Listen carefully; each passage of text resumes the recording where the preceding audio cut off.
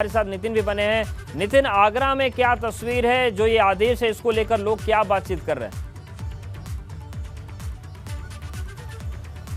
देखिए बिल्कुल, देखिए आगरा सुलह कुल की नगरी है और जहां मस्जिदों में अजान होती आई है तो मंदिरों से घंटे घड़ियालों की भी आवाज़ सुनती जनता आई है। लोग क्या कहते हैं, लोगों से बात करते हैं। तमाम लोग हमारे साथ हैं क्योंकि लगातार अभी देखा गया कई सारी घटनाएं हुई, टकराहट लोगों में बढ़ी है। ये सही निशानी नहीं है।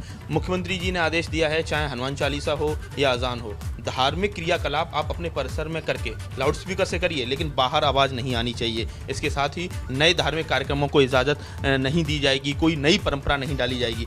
कई सारे विस्तृत दिशा निर्देश दिए हैं सरकार ने, क्या कहना? नहीं, सही है, नई कोई परंपरा नहीं होनी चाहिए।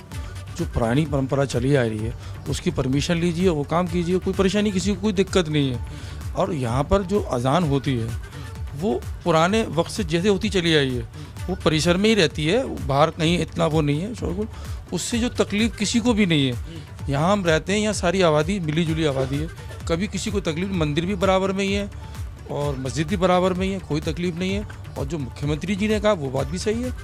इन मुद्दों को हवा कौन दे रहा है, आपको क्या लगता है अदनान? मुझे ऐसा लगता है कि जो एक स्लोगन है, freedom of religion, freedom of religion is a fundamental rights of human, धार्मिक स्वतंत्रता, धार्मिक स्वतंत्रता। जब सुप्रीम कोर्ट के अंदर, मद्रास हाई कोर्ट के अंदर, इलाहाबाद हाई कोर्ट के अंदर जब ऑलरेडी जस्टिस ने अपना फैसला सुना चुके हैं अजान के ऊपर, तो इसके ऊपर फिर चर्चाएं क्यों हो रही हैं? मेरा मानना यह है कि न्यायालय जो है सबसे सर्वोत्तम है, हम वो सब उसके अधीन हैं, चाहे वो सरकार हो, राज्य सरकार हो, चाहे वो सेंट्रल गवर्नमेंट हो, हम सब लोग अधीन हैं सुप्रीम कोर्ट ऑफ इंडिया के। अगर सुप्रीम कोर्ट ऑफ इंडिया अगर बोल रहा है कि उसकी लाइन है जस्टिस रवि रंजन की, उसके अंदर उन्होंने साफ बोला है शाहनवाज खान की पिटीशन पे कि freedom of religious is a fundamental right of human, तो मुझे ऐसा लगता है अजान के अंदर या फिर मंदिर के घंटों के अंदर किसी को तकलीफ और आपत्ति नहीं होनी चाहिए।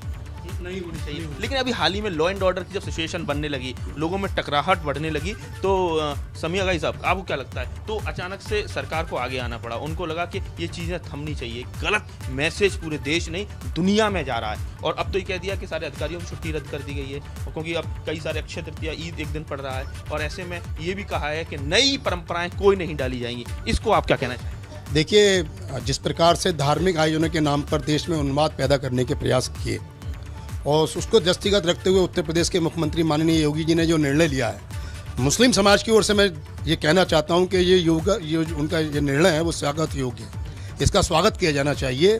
और जिस तरीके से उन्होंने पारंपरिक रूप से धार्मिक जुलूसों की बात कही है, नई परंपरा नहीं डाली जाएगी, पारंपरिक जुलूस और पारंपरिक आयोजन होते रहेंगे लेकिन नियमों से होते रहेंगे। पारंपरिक आयोजन होते रहें, लेकिन अब सारी जिम्मेदारी जो प्रशासनिक अधिकारियों की है, क्योंकि जिस प्रकार से आदेश पारित हुआ है और उसमें साफ गाइडलाइन दी गई है कि शपथ पत्र देंगे आयोजन करता, तो आयोजन करता की ये जिम्मेदारी बन जाएगी कि जब भी कोई इस प्रकार के आयोजन हो तो वो बताए। साथ ही साथ उत्तर प्रदेश का सद्भाव बना रहे, उत्तर प्रदेश में आपसी भाईचारा बना रहे, भाईचारा बना रहे और इबादत होती रहे, यही सबकी कोशिश है और इसीलिए ये नया नियम लाया गया है। आप चारों का बहुत शुक्रिया ग्राउंड रिपोर्ट बताने के लिए और ये समझाने के लिए कि आखिर सरकार के फैसले को लेकर लोग क्या सोच रहे हैं।